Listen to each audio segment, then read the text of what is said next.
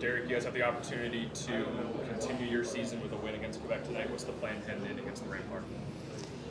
Well, I think the message today was let's show Canada why we're the OHL champs, how we got here. You know, we show bits and pieces of it, and you know that's the message. Like I'm not worried about the outcome. I want to show all of Canada how we became OHL champs. Let's just play the Peterborough Petes way. Play our way and see what happens. If we do that, we're going to have a chance to win tonight.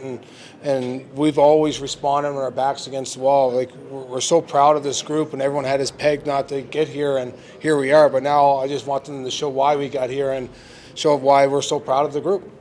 You got two players, Gavin White and Avery Hayes, that started this tournament in a similar way last year and found a way to get to the final. As a team, how much have you guys been able to pick from those experiences from those two? Well, I think everyone goes through them in the locker room trying to figure out what they went through and how do they respond. As a coaching staff, you know, we lean on our experiences. We've all been in situations where it hasn't been pretty or hasn't been good, and how do you dig deep? And, you know, I always relate to our Game 6 and went to the D-Corps, just will it. That's how we're going to get here. You just got to out-will this team and grind, and that's what we've done all playoffs. We just willed it more than other teams. We grinded more than other teams, and we just got to get back to Peterborough hockey. And when we do that, we're going to have a chance to win tonight. Quebec clinched their spot in the finals. The Q League has won 3 times in a row now. You played in the Q. What do you think they have been doing so well lately to have so much success in this tournament?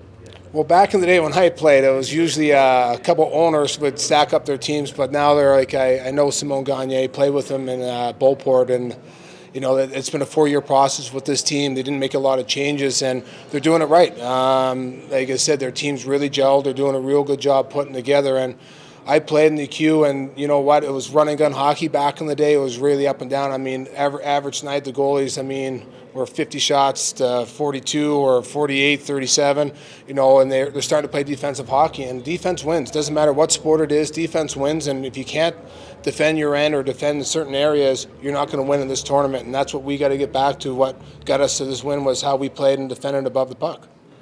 Well, Paul, that's a long way back.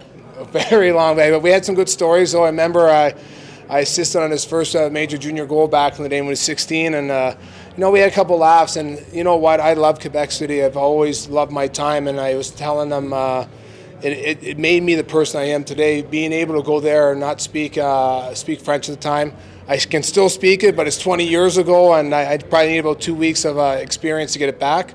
But it helped me go over to Europe again, go to another language and adapt. It was the best thing for me and for my career to go somewhere and not learn how to communicate, learn how to get through those tough situations. As a 16-year-old boy, it's done it, and it's done it for my kids who grew up in Europe for 8 or 9 years, and now when they go to a room and stuff, they're so easy to adapt and get into meet people. They're not shy, and it's phenomenal, and I really appreciate my time in Quebec.